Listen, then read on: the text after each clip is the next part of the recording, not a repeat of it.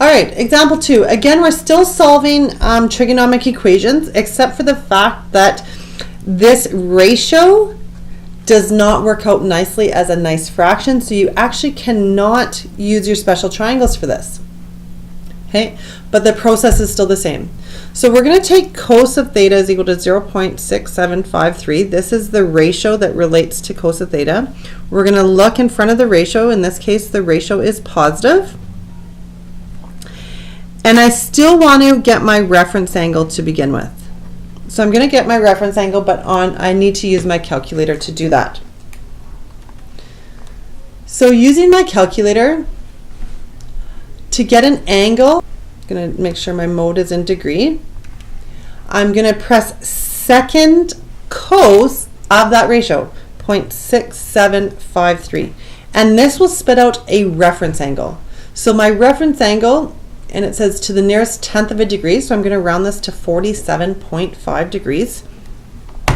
So my reference angle works out to 47.5 degrees. I'm going to do the exact same thing with I did with my other two examples. And using my cast rule, I'm going to determine which quadrant is my cosine ratio positive. Well, it's positive in quadrant 1. So my reference angle in this case is the same as my rotation angle. So this reference angle is actually a solution. And the other quadrant when cos is positive would be quadrant 4. So I'm going to draw another reference angle of 47.5. But my rotation to that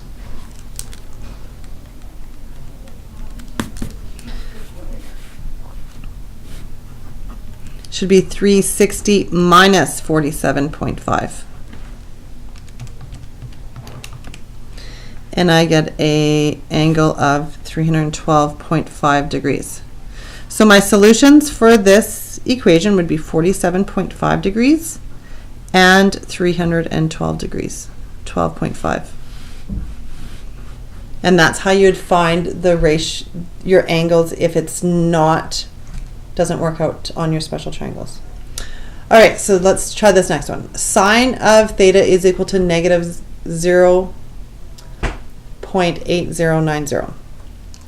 Again, I want to find my reference angle first, but be careful. When you find your reference angle, you never want to include the negative on your calculator. You're going to ignore that negative and just type in the positive value. So I'm going to type in second sine of 0.8090. And this gives me my reference angle. So my reference angle to the nearest tenth of a degree would be 54.0. So even though this works out to 0.0, the decimal 0 needs to be included in the answer because it's asking you to round to the nearest tenth. So this is going to be 54.0 degrees. This is my reference angles. I'm then going to go to my coordinate grid using my cast rule. I'm going to identify now which quadrants is my sine ratio negative. Well, quadrant 1 it's positive, quadrant 2 it's positive, so in quadrants 3 and 4 are my negative ratios for sine. So I'm going to draw my reference angle of 54 degrees and I want to figure out my rotation. So in this case I'd go 180 plus 54.0, and I get 234, and I need that decimal 0 as part of my answer. I am now going to find my second angle by again drawing another reference angle of 54 degrees. My rotation is going to be 360 minus 54 degrees, 0.0. So in this case, it's going to work out to be 306.0 degrees. So my solutions for this equation would be 234.0 degrees and 306.0 degrees.